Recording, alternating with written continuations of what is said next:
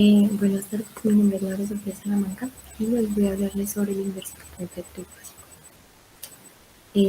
A grandes rasgos, un inversor lo que hace es convertir la corriente de DC a AC. En este caso vamos a hacer eso mismo, pero esa corriente AC va a ser trifásica. Entonces, el contenido va a ser primero el funcionamiento del circuito, segundo las formas de onda, tercero un ejemplo y cuarto la simulación del ejemplo. Entonces, este es el circuito inversor trifásico que está compuesto por tres ramas.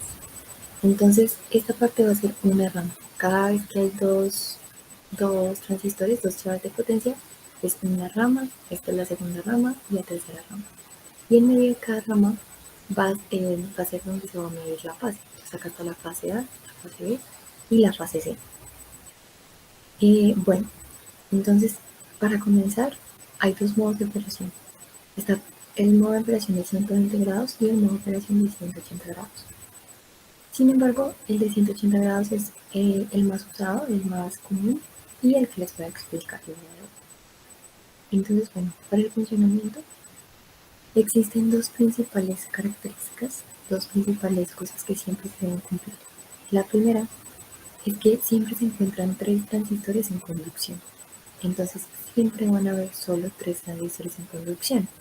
Entonces, la secuencia de switcheo va a ser de tres transistores en tres transistores. Pero, ¿por qué tiene que ser eso? Porque esos tres transistores van a ser uno de cada rama.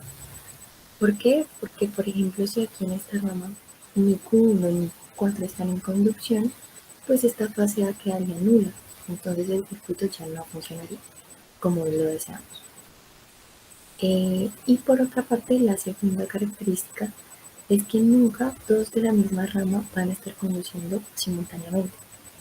¿Eso por qué? Porque, por ejemplo, si aquí conduce Q1 y Q4, pues entonces aquí entraría BS positivo, aquí BS negativo y habría un corte. Entonces eso tampoco va a pasar nunca. En la secuencia de switcheo jamás van a estar dos de la misma rama en conducción a la vez. Entonces, para la secuencia de switcheo se tiene en cuenta que aquí están escritos en orden, ¿no? Entonces aquí está Q1, Q2, Q3, Q4, Q5, Q6. Y esa va a ser la secuencia de switcheo, teniendo en cuenta lo que les dije de que tres transistores van a estar en conducción. ¿Qué quiere decir eso? Entonces, primero, inicialmente va a estar Q1, Q2 y Q3 en conducción. Y para la segunda parte, Q1 va a apagarse y Q4 se va a encender. Entonces va a estar Q2, Q3 y Q4. Luego acá el Q2 se apaga, el Q5 se enciende y van a estar entonces Q3, Q4, Q5. Luego el Q apaga, el Q6 se enciende y van a estar Q4, Q5, Q6. Y luego empieza a ser cíclico. Entonces acá el Q4 se enciende y el Q1 nuevamente se enciende. El Q4 se apaga y el Q1 nuevamente se enciende y van a estar Q5, Q6 y Q1. Y así sucesivamente. Entonces, como pudieron observar, básicamente el comportamiento de estos transistores de una sola rama es alternante, entonces son opuestos. Entonces, mientras este está encendido, este debe estar apagado. Mientras este está encendido, este debe estar apagado. ¿Eso qué quiere decir? Que cuando yo voy a mandar el disparo mediante un microcontrolador, necesito simplemente tres señales, que van a ser las señales, por ejemplo, de Q1, de Q2 y Q3. Y esas mismas señales van a ser las mismas para Q4, Q5, Q6, pero negadas. Entonces la que yo mando a Q1 va a ser la misma que mando a Q4, pero negada. Y así con todos. Las formas de onda. Entonces, primero está la secuencia de switch. Entonces, como les expliqué, por ejemplo, aquí en Q1 podemos observar que mientras Q1 está en funcionamiento, Q4 está apagado. Y mientras Q4 está en funcionamiento, Q1 está apagado.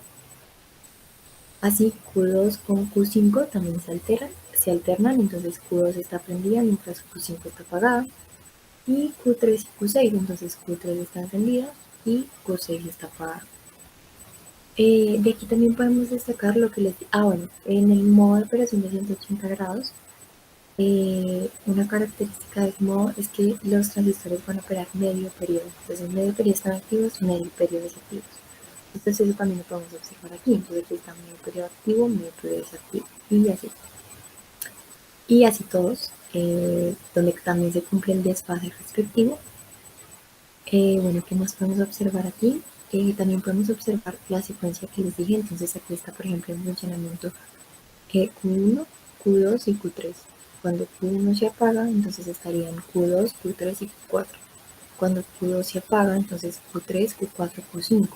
Cuando Q3 se apaga, Q4, Q5, Q6 y así sucesivamente. Bueno, para el voltaje de línea serían estas gráficas de acá. ¿Qué podemos observar? Entonces, por ejemplo, vamos a B a B.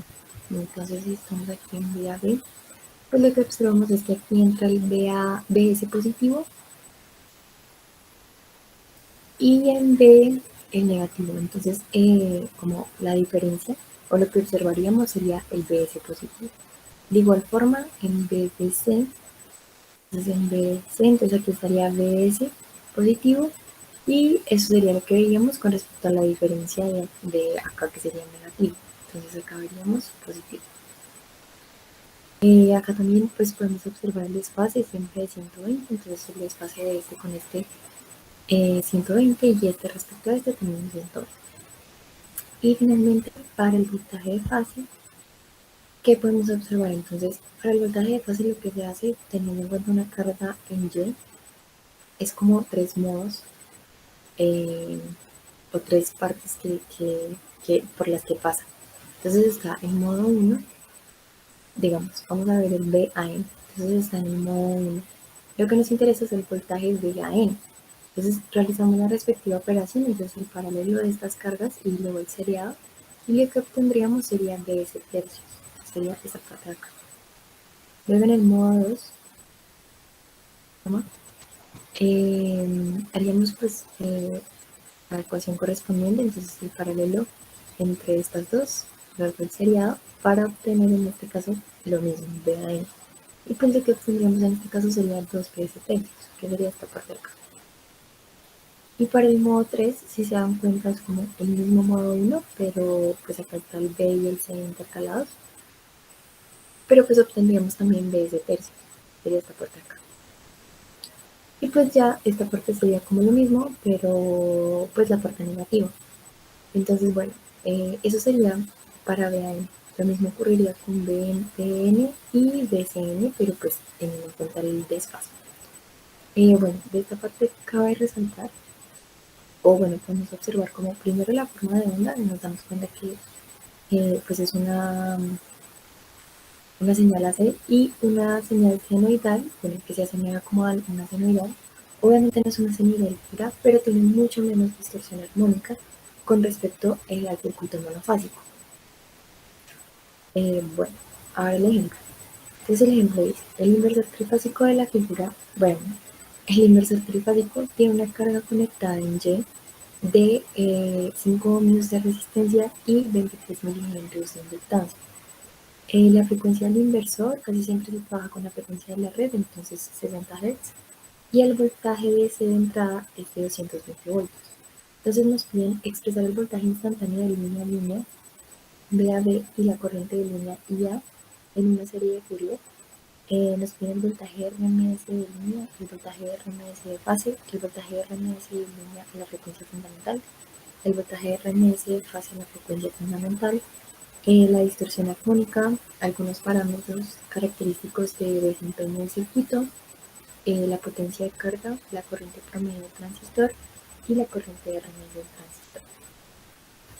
Entonces, bueno, inicialmente nosotros tenemos estas ecuaciones para obtener el voltaje VAB y la corriente, donde sería pues la sumatoria dependiendo de los armónicos. En este caso, en este circuito en particular, se tiene que los armónicos múltiplos de 3 son 0, entonces esos no se tienen en cuenta.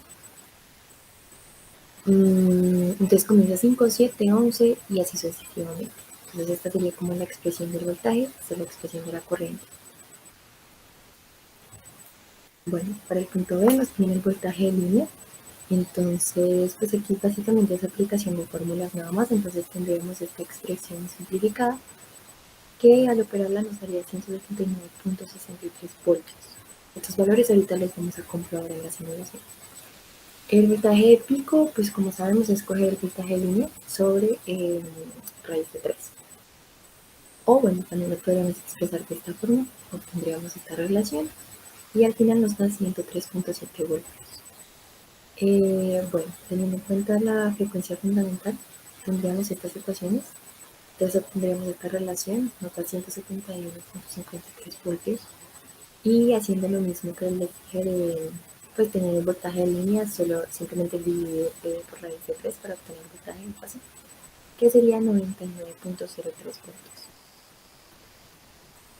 Bueno, para la dispersión armónica tenemos esta ecuación, aplicamos esta ecuación y nos da 31.08.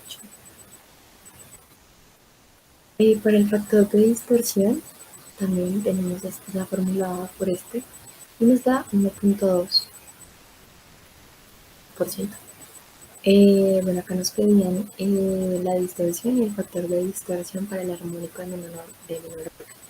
Como les dije, pues acá podíamos observar que los múltiplos de 3 no contaban, entonces nuestro menor armónico sería orden 5. Entonces se hace con respecto a ese, nos da 20% y 0.8% el factor de distorsión.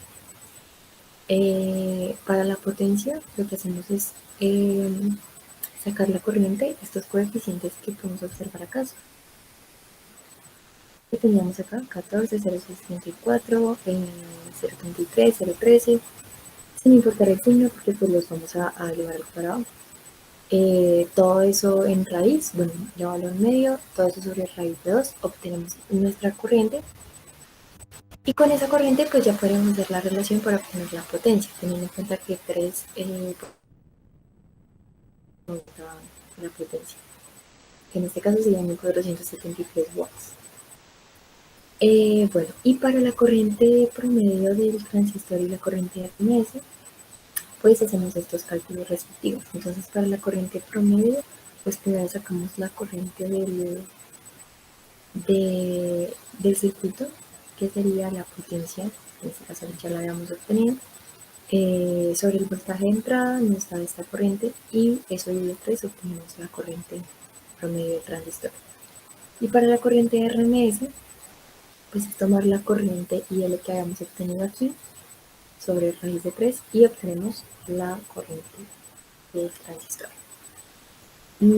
Para comprobar estos valores, entonces nos vamos a la simulación.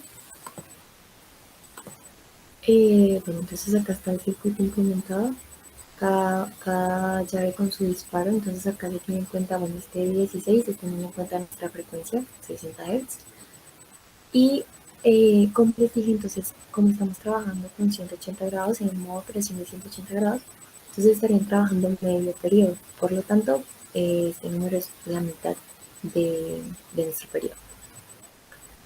Bueno, entonces acá le damos correr y podemos observar entonces primero el voltaje de fase. Entonces tenemos nuestros voltajes de fase, donde pues efectivamente sí podemos evidenciar la forma de onda que habíamos visto teóricamente, el desfase entre ellas, y también podemos ver el valor RMS. Entonces aquí vemos que el valor RMS es 96. 96, acá en este caso sería 102. Bueno, digamos que varían un poquito por la distorsión armónica, pero tienen que oscilar en un valor, 99.91. Y nosotros teníamos que ese valor era de 103. Después efectivamente, sí, sí se cumple. Por otro lado, el voltaje de línea, entonces aquí hacemos, por ejemplo, me voy a hacer acá, de acá a acá, por ejemplo, y de acá a acá. Aquí podemos ver que efectivamente también cumple con la forma de onda que habíamos observado. De igual forma podemos observar el desfase y acá el valor RMS, que sería 171,42, sería el del 1. Si podemos observar acá 170 y si se cumple 171. Bueno, digamos que oscila entre estos valores, ¿no? Es acá también 171, más precisos, 167. Y bueno, ¿qué más podemos observar? Efectivamente se cumplen los valores. Otra cosa que podríamos observar sería la corriente. Entonces, observamos eh, que se parece a una senoidal. Vemos el valor, sería el 9,7. Y nosotros que teníamos acá 9,9. Entonces efectivamente también se están cumpliendo los valores respectivos. Y finalmente